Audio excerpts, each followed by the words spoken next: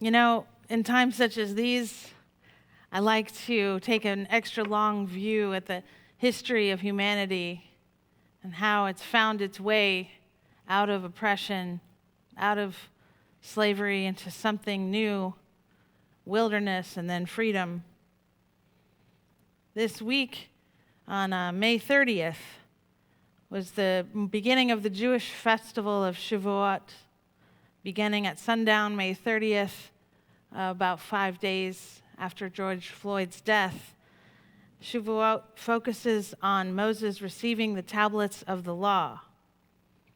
And a very fascinating part of this story is when Moses shatters the Torah. Descending Mount Sinai, Moses sees the golden calf that the Israelites had made while he was gone. A mortal sin, according to the Torah, he's carrying in his hand, and so he decides not to give it to them.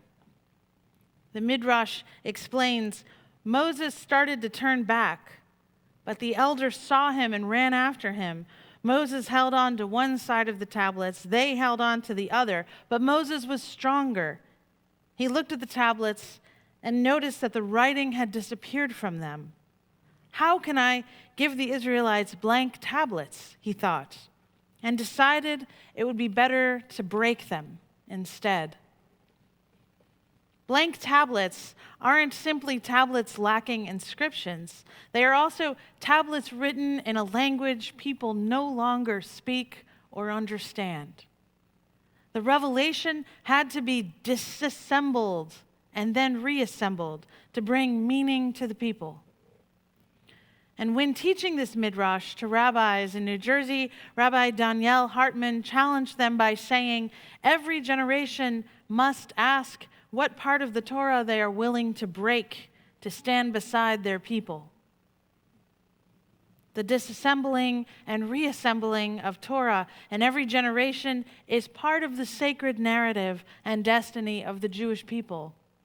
It is the source of their continuity, not their dissolution. And so this morning, I want to ask you, what have you held sacred?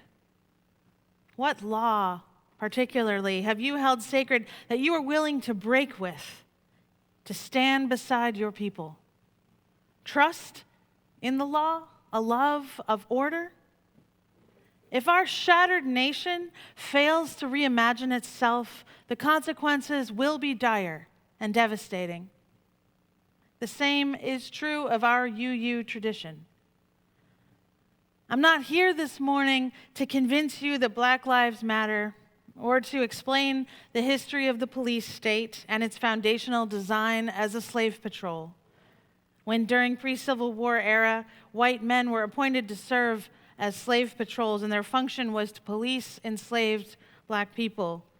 Those patrols would barge into homes of Black people, seize their belongings, beat them or flog them. They would also question, search, and harass Black people if they saw them on the street. Does this sound familiar? I'm not here to convince you that our 7 principles cannot provide cover for the work that is ours as a largely white liberal congregation situated in a largely multiracial city whose diversity is not fully reflected in our own community. It's not. Because I have witnessed that you can say you believe in the inherent worth and dignity of every person, and you can still say things and do things that are degrading and dismissive of the people of color in your own community. I have witnessed it. If the 7 principles covered all of our bases, well, we would not have Black Unitarian Universalists across the country demanding we consider an 8th principle.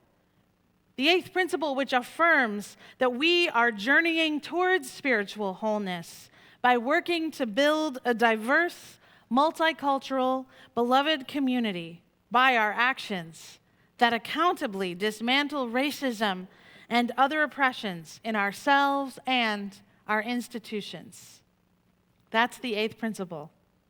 Now, I like this language because we are journeying towards spiritual wholeness. We are working on it. And I'm a little embarrassed and ashamed that it took a week like this to give me the moral courage to say to you, this is the 8th principle. And it deserves your attention. And actually, I believe we should wholeheartedly support it as a congregation now. That choice will be yours. But it is high time I said that from this pulpit. And I know there's a lot of exhaustion out there. I know. I have heard from our beloved Black members of UUCA that they don't feel surprised by George Floyd's manner of death, nor Ahmaud Arbery's down in Georgia, nor Breonna Taylor's, nor others of late. But they are, though they are not surprised, they are filled with fury and exhaustion. One Black member told me she was engaged the other day in a mutual compassion meditation group online, yet she could not access the compassion meditation because how could she see someone's humanity when she doesn't know if they see her as human? White supremacy is spiritual warfare. And to our Black UUCA members, I witness your overwhelm, your crippling fear for your own safety and the safety of your families, and the exhaustion of being misunderstood, misnamed, and microaggressed. I witness you showing up anyway, and I call your presence sacred. I have heard from Indigenous and non-Black people of color in our congregation, and I witness your struggle for justice and action in solidarity, and I call it sacred. I have heard from transgender friends and gender non-binary members of UCA your feelings of erasure and hopelessness, that there may be no place where you can feel free and safe. And when your trans friends or community members are killed or violated, it barely makes the news anymore. I witness your effort teaching others to accept and understand you, and I call it sacred. I have heard from friends in the disability community at UUCA that this congregation has singled you out as a burden or an afterthought, has not made a way for you to thrive comfortably and safely here. I hear your demand for true justice, and I call it sacred. And I have heard from our white congregants that you feel helpless and confused, lonely and ashamed, pained by knowing your actions and words have caused harm to others who you seek to befriend. I hear your overwhelm when called to begin shedding the cloak of privilege and the advantages white supremacy has afforded you. I witness your desire to learn and grow, and I call it sacred. This is where we are, and this is what we are doing. It is tempting for me to describe the kingdom of heaven here on earth, the beloved community of neighbors who trade in mutual aid, the neighborhood care groups and centers employing social workers and nurses with Narcan and clean needles and conflict resolution skills right down at the end of every street, so we hardly need police at all. I actually wrote a different sermon all about that vision, but I can't give that sermon today because that is political hope. As Reverend Karen Hutt, my Unitarian Universalist Black colleague, says, and political hope is killing Black people while it keeps them in the waiting room for the world that is to come. We owe it to each other to liberate one another from white supremacist ideologies and white privilege today, now, while we are here. We don't need a political hope that asks us to wait while we wait for the process, while we white people have our knees on our beloved friends' necks. We need a hope that is actionable today. We don't need love that can't tell the difference between one prominent black male UUCA leader and another. We need a committed love that takes time and gets to know each other. We need to stop and really meet each other and ourselves deeply and meaningfully. Karen Hutt asks us to go now and try for a day what it is like to let go of political hope and imagine the creation of a spiritual, human, life-centered, life-giving hope that is rooted in the reality of the world we have and not the world we dream of. Ooh, and I think I've been guilty of that political hope from right here in this pulpit, friends.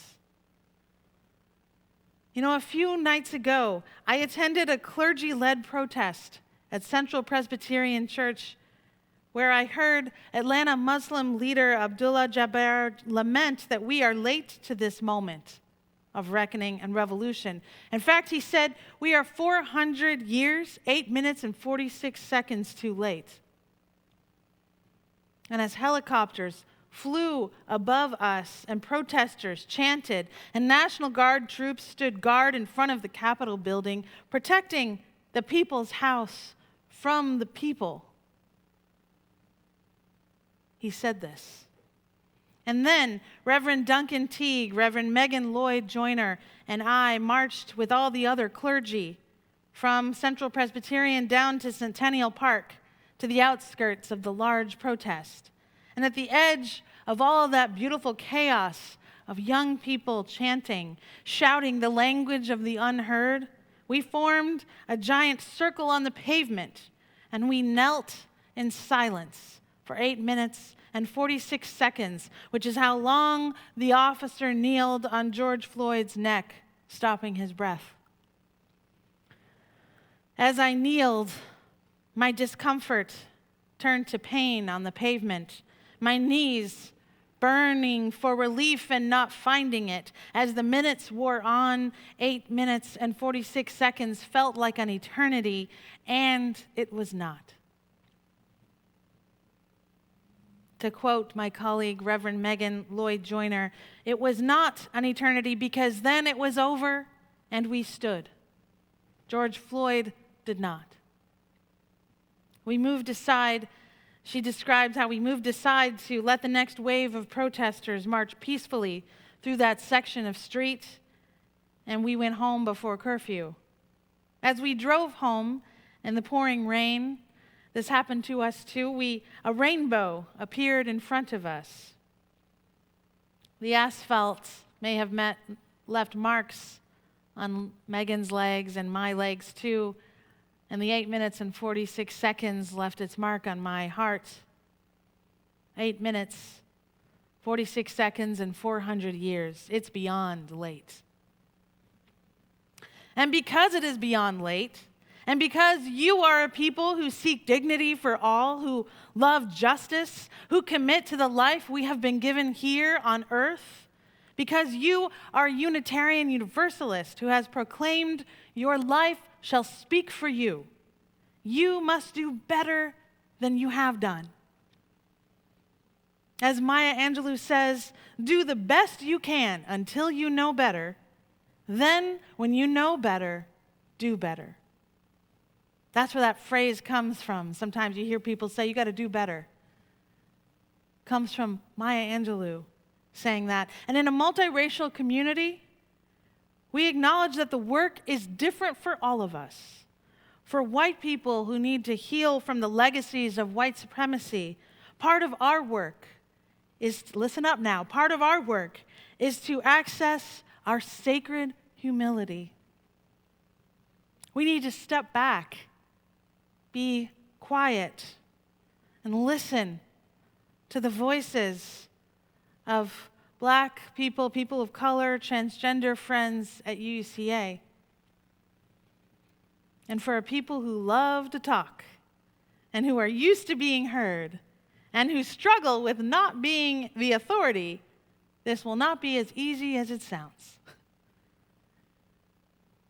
To access sacred humility.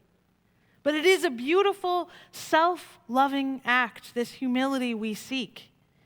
To surrender to something beyond ourselves can mean surrendering to an inner quiet, hearing something new along your free and responsible search for truth and meaning, something perhaps painful, something you may want to run away from. I ask you to stay in it with humility, sacred humility, because it could transform you. And by doing so, transform us all. Let others speak. Let others lead. And friends, as a congregation, I would like for us to commit to stop calling the police, to call each other instead. Do you know why I want us to be organized into neighborhood circles?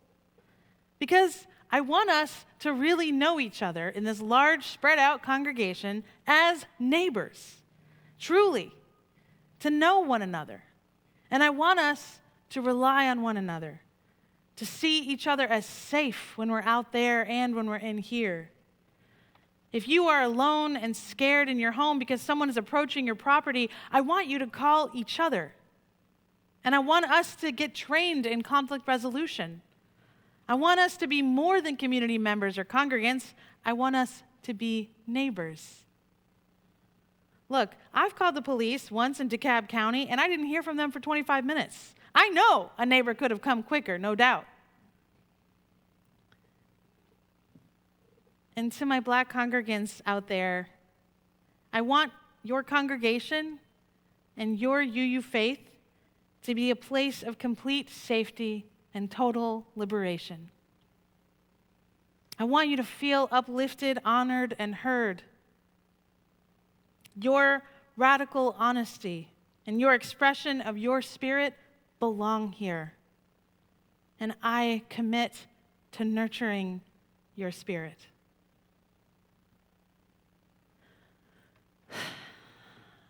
I do wish we were together right now. I wish I could see your face and how this is sitting with you. The separateness is the hardest thing. We are all hurting.